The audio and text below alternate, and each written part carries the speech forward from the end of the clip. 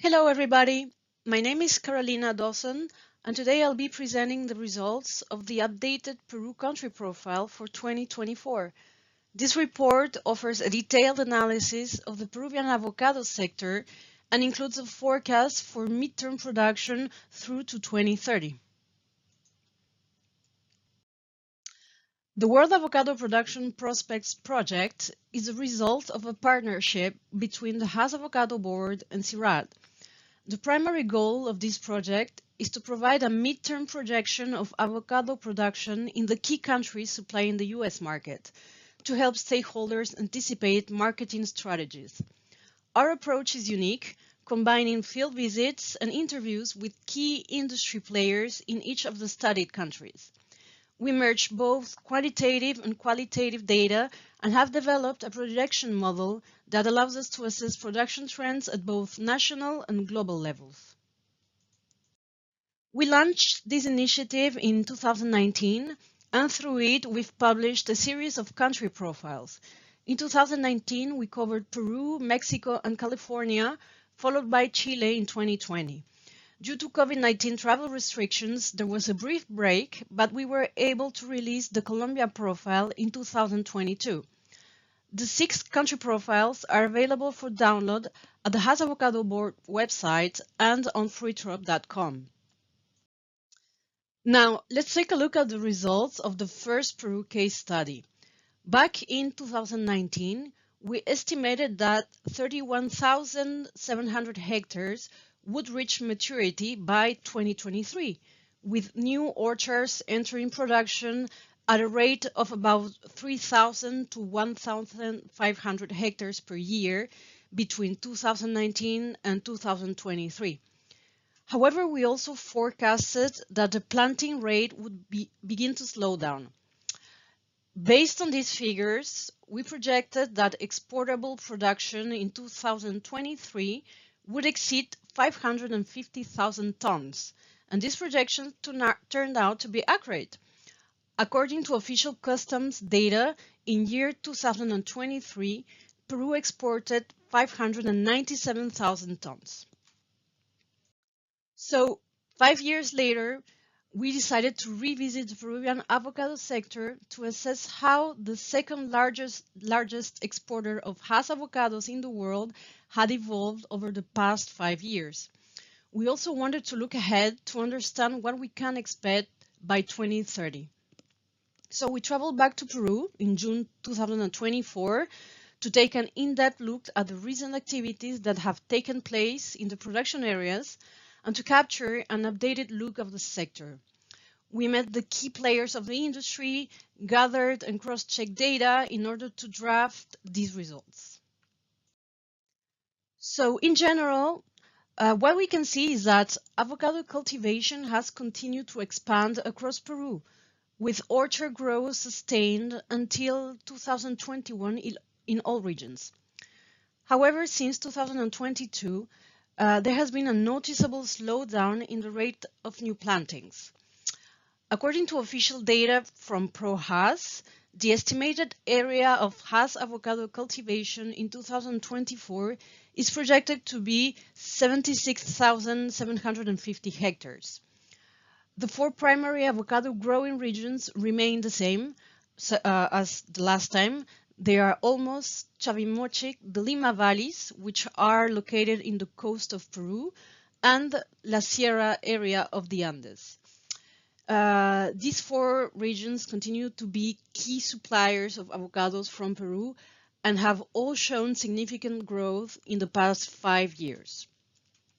If we look now at the detail, we start with Olmos, which is the youngest and northernmost avocado production region in the coast of Peru. It is located in the Lambayeque region. So this is an irrigated area which is just 10 years old, and it is now seeing its young trees reach their full potential. There was a very strong planting dynamic through the early 2020s, with a focus on large-scale plantations ranging from 250 to 1,000 hectares and high-tech cropping systems. The production season here is early, with sizes generally ranging from small to medium. We estimate that by 2024, approximately 7,000 hectares of avocados were planted in this irrigated zone. However, yields have been lower than expected due to water constraints and extreme weather conditions. This has also led to a slowdown in planting rates as profitability has decreased. Moving south along the coast, we reach the Chavimochic irrigation zone in the La Libertad region, which has been the heart of Peru's avocado industry since the 1990s. This area benefits from a more stable climate and better water availability due to open-air canals. We estimate that La Libertad has around 18,000 hectares of avocados, with the majority planted within the Chavimochic perimeter, and with 1,500 growers managing everything from small to large plantations. However, we are also seeing a slowdown in planting activity in this region. This is due to land saturation. Affordable land is becoming scarce. There's also a saturated trading window, which ranges from late April to May. And we also see rising profitable crops like blueberries, which are creating a competition with the avocado. Additionally, some orchards in the region, which are over 25 years old, require now renewal. If we move south toward the center of the coast, we find various valleys located to the north and south of Lima, in the departments of Ancash, Lima, and Ica. These traditional agricultural regions have gradually shifted to focus on export crops. We estimate that there are over 30,000 hectares of Hass avocado across all these valleys combined. Most producers here are medium to small scale growers who transitioned from other crops such as citrus, asparagus, and grapes to avocados around 10 to 20 years ago. The climate here is less extreme than in the northern regions, resulting in medium to large size fruit. While yields are somewhat lower, the later production season, which goes from June to late September, allows these areas to access to a less crowded market window. However, we also see water constraints, both in terms of quantity and quality, and they are becoming an issue. Additionally, many orchards will also require renewal in the short to medium term due to aging trees. Lastly, we have La Sierra, which is actually a vast high-altitude region in various parts of the Andes, and it has traditionally been home to green avocado varieties such as Fuerte and to other fruits for the local market. We see small growers often organized in associations which have gradually converted to growing Hass avocados, so the crop has had a significant social impact in the area. Estimating the total surface area is challenging due to the fragmentation of plots, but it is estimated to range between 10,000 to 12,000 hectares. This region is characterized by small orchards, low-tech farming systems, and the lack of irrigation, which can sometimes lead to inconsistent quality. There are no large plots available, and logistics are challenging due to the region's distance from ports and to inadequate road infrastructure.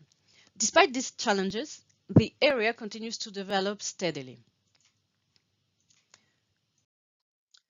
So, which were the main drivers influencing the evolution of the Peruvian avocado industry over the past 5 years?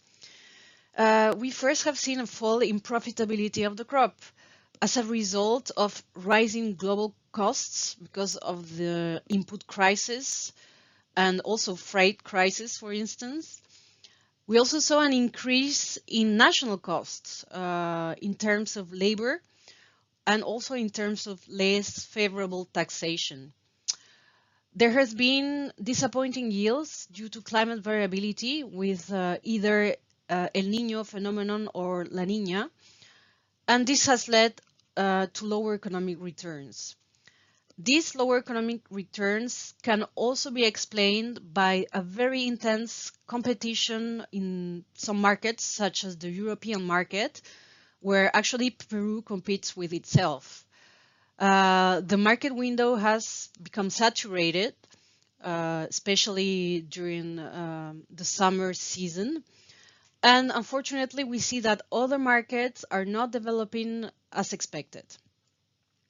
Also, intensifying climate issues with extreme temperatures and limited water availability, especially in the northern production areas, are contributing to these lower economic returns.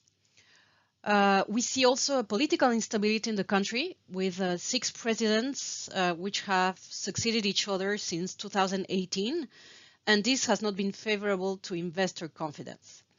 And at last, there's now competition from other crops that are becoming more profitable. This is the case of blueberries and also of new grape varieties. So the combined results of all these factors has led to lower investment in the avocado sector. So let's now look at the projection for 2030. What will happen in 5 years? So looking ahead to 2030, we expect the pace of new avocado plantings to remain positive, although it is likely to slow down. Historically, we have seen annual growth in planted areas ranging from 1,500 hectares up to 3,000 hectares per year.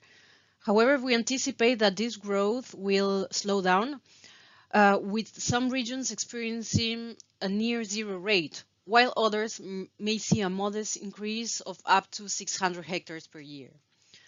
This change is driven by various factors across the regions.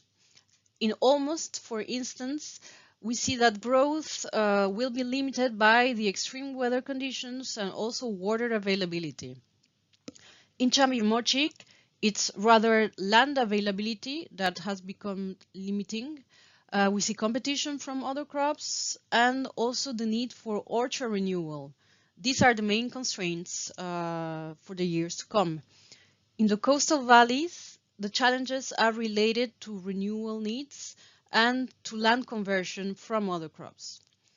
And in the Sierra, land is still available for conversion, which allows for a steady growth, although we are speaking of very small plots.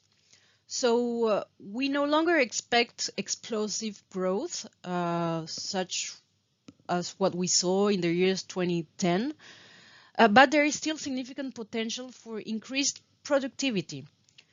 Replanting with better adapted rootstocks, such as local selections or varieties which are suited to higher salinity, and also improving technical management, combining them both will allow to have higher yields in the different regions. So given these developments, we can create a production scenario for 2030. However, a key uncertainty remains extreme weather events, which have previously had a substantial impact on productivity. So for this reason, we have developed 2 potential scenarios, one of which factors in the possibility of lower yields due to the effects of climate change. In the first scenario, we project that exportable avocado production in Peru will exceed 1.1 million tons by year 2030. This scenario assumes limited orchard growth of around 200 to 400 hectares per year, depending on the region and its ability to extend the harvest calendar. It also accounts for productivity improvements driven by better technical systems and rootstocks. In the second scenario, which is more conservative, we forecast exportable production at approximately 1 million tons. This takes into consideration the potential for recurrent extreme temperatures, particularly in the northern regions of the country, such as Almost and Chavimochic, which may be increasingly affected by climate change. In either case, whether the final figure reaches 1 million or 1.1 million tons, the overall production for 2030 could be double the levels observed in the early 2020s, and this despite lower investment in the sector.